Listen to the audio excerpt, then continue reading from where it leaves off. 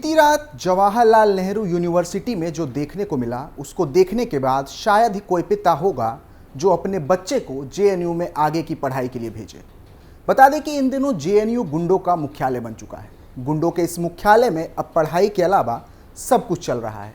कोई लाठी डंडे चला रहा है तो कोई लात घूंसे, और इसकी सजा कोई भुगत रहा है तो वो है गरीब छात्र जिसने जेएनयू को लेकर इतने सपने बुने थे और एक बेहतर भविष्य की कल्पना की थी। नमस्कार, आप देख रहे हैं कैपिटल टीवी उत्तर प्रदेश की स्पेशल स्टोरी। मैं आपके साथ रोहित कुमार। आज के स्पेशल स्टोरी में बात होगी जेएनयू की, जहां एक और खूनी झड़प देखने को मिली है। साथ ही बात होगी लेफ्ट विंग और उनके अर्बन नक्सल प्रोपेगेंडा की। चलिए शुरू करते हैं।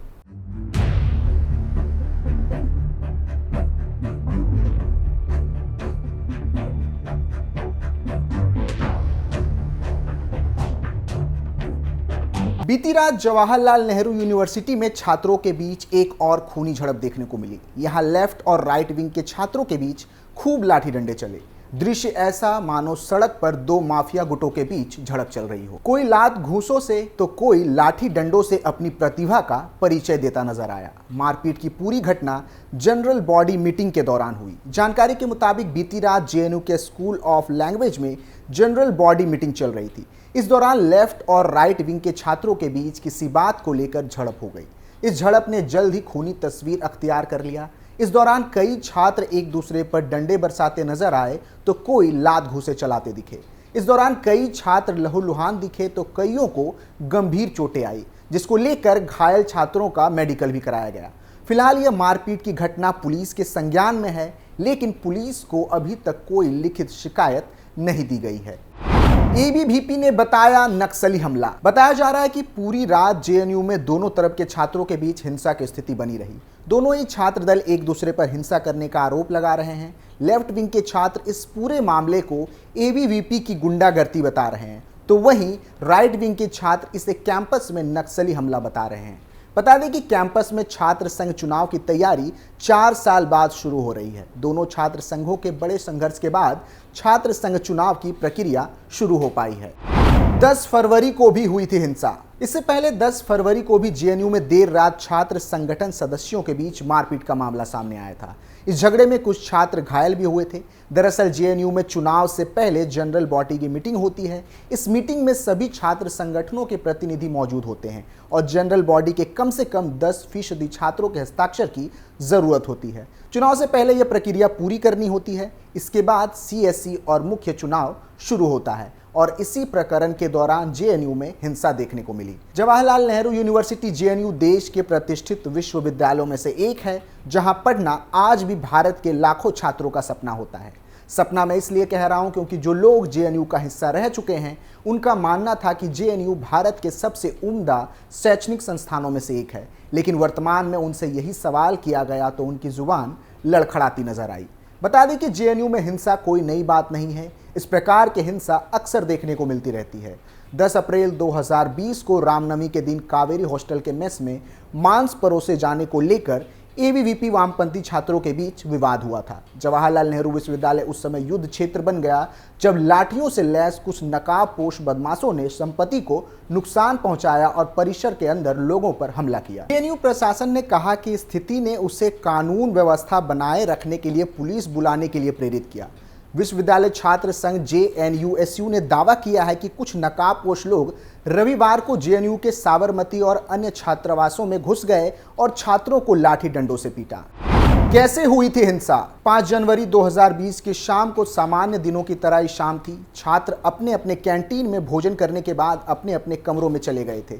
कुछ छात्र लाइब्रेरी में पढ़ाई कर रहे थे तो कुछ आराम करने की तैयारी कर रहे थे। इसी बीच अचानक 50 से 60 लोगों की भीड़ अपने हाथों में डंडा रॉड लिए हुए पेरियार हॉस्टल की लाइब्रेरी में दाखिल हुए। मुंह पर मास्क लगाए एक लड़की उनको बता रही थी कि उन्हें क्या करना है। लाइब्रेरी में घुसते ही उसने कहा था, किसी को मत छोड़ो। एक दिव्यांग की तरफ इशारा करते हुए उसने कहा था कि दिव्यांग है तो क्या हुआ, फिर भी मारो। इसके बाद हमलावरों ने एक एक छात्र को पीटा था। हमले में लाइब्रेरी और हॉस्टल की खिड़कियां टूट गई थी। लगभग 3 दर्जन से ज्यादा छात्रों को सिर, हाथ, पैर और पूरे शरीर पर चोटें आई थी। साक्ष्य मिटाने की थी कोशिश। वीडियो फुटेज में यह बात साफ तौर पर सामने आई थी कि सर्वर रूम में घुसकर रिकॉर्डिंग और अन्य सबूत नष्ट करने की कोशिश की गई थी। सिक्योरिटी में लगे जवानों ने बताया था कि मुख्य गेट पर सीसीटीवी लगे होने के कारण हमलावर मुख्य गेट से नहीं आए होंगे।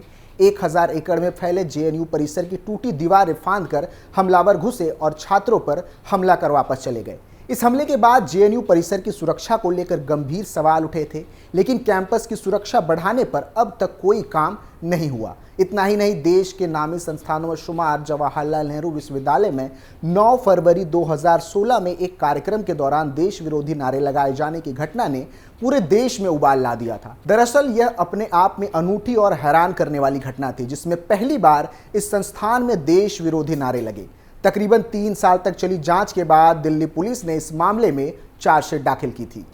कैसे शुरू हुआ था बवाल? 9 फरवरी 2016 को जेएनयू में अफजल गुरु मकबूल भट्ट के फांसी के विरोध में साबरमती ढाबे के पास सांस्कृतिक संध्या का आयोजन किया गया था, जिसमें देश विरोधी नारे लगे थे। पुलिस ने उस वक्त दिल्ली के बसंत कुंज नॉर्थ थाने में कन्हैया कुमार, सैयद उमर खालिद और अनिवर्ण भट्टाचार्य को गिरफ्तार किया। इसके बाद दिल्ली हाई कोर्ट से सशर्त उन्हें जमानत मिल गई थी।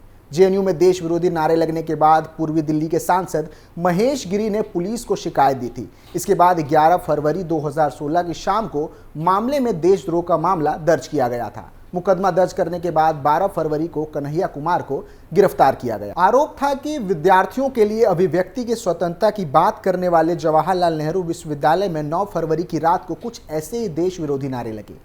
जानकर हैरानी तो होगी, लेकिन कैंपस में सक्रिय कुछ कश्मीरी, दलित व अल्पसंख्यक समुदाय के विद्यार्थियों ने न सिर्फ संसद हमले के दोषी अफजल गुरु की 3री बरसी पर सांस्कृतिक संध्या का आयोजन किया था, बल्कि प्रशासन की ओर से उनके इस कृत्य पर रोक लगाने पर कश्मीर की आज़ादी के नारे भी लगाए थे। इस दौरान जब एबीवीपी ने जेएनयू छात्र संघ के संयुक्त सचिव सौरभ शर्मा के नेतृत्व में आयोजन का विरोध किया तो न सिर्फ उनके खिलाफ नारेबाजी की गई, बल्कि आरोप है कि उन्हें कट्टा दिखाकर डराने की कोशिश भी की गई थी। कैंपस में इस कार्यक्रम के आयोजन से जुड़े लोग अगले दिन यानी 9 फरवरी को दिन भर चुप्पी साधे रहे। दबी जुबान में अभी वे यही कह रहे हैं कि भारतीय संविधान उन्हें अभिव्यक्ति की स्वतंत्रता देता है, और उसी के मद्देनजर अफजल गुरु व जम्मू कश्मीर लिबरेशन फ्रंट के संस्थापक मकबूल भट्ट की याद में सांस्कृतिक संध्या का आयोजन किया गया था। आयोजकों का कहना है कि यदि एबीवीपी की ओर से इस आयोजन को लेकर प्रशासन से मिली मंजूरी को अंतिम समय में रद्द ना कराया जाता तो हंगामा इस हद तक ना बढ़ता। जेएनयू छात्र संघ के तत्कालीन संयुक्त सचिव सौरभ शर्मा के मुताबिक कैंपस में जो हुआ वह सब हैरान करने वाला था। अक्सर कैंपस में कश्मीर की आज़ादी के समर्थन की बातें तो खूब सुनी थी, लेकिन ऐसे खुलेआम दिल्ली पुलिस व विश्वविद्यालय सुरक्षा कर्मियों की मौजूदगी में देश विरोधी नारे लगाने की घटना बेहद हैरान करने वाली थी। सौरभ ने कहा था कि उन्होंने अब इसका विरोध किया तो पहले तो शोर के जरिए उनकी आवाज़ दबाने की कोशिश हुई, फिर मारपीट का प्रयास हुआ। इसके बाद उन्हें एक छात्र ने कट्टा दिखाकर जान से मारने की धमकी दी थी। जेएनयू में संसद हमले के दोषी अफजल गुरु की बरसी मनाने व देश विरोधी नारे लगाने के मामले में बसंत कुंज उत्तरी थाने में देशद्रोह की धारा में मुकदमा दर्ज हुआ था। 11 फरवरी 2016 को पूर्वी दिल्ली के भाजपा सांसद महेश गिरी की शिकायत पर पुलिस ने मामला दर्ज किया था, लेकिन फिलहाल जेएनयू में हिंसा की घटनाएं कम होने का नाम नहीं ले रही है। सरकार को इस तरफ और कड़े कदम उठाने की जरूरत है। फिलहाल के लिए इतना ही। आप देखते रहिए कैपिटल टीवी उत्तर प्रदेश। नमस्कार।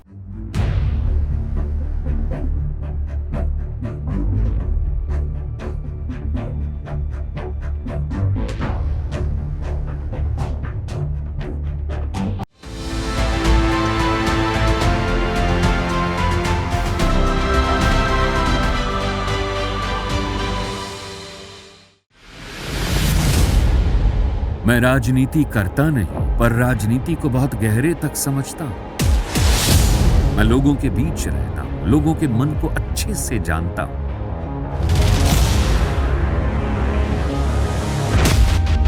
पब्लिक और पॉलिटिक्स की हर नब्ज को खूब पहचानता हूं। संघर्ष की सियासत से सत्ता के सिंहासन तक मैं हर खबर से खरा सच निकालता हूं। ना कोई दौड़, ना कोई race. Capital TV Uttar Pradesh.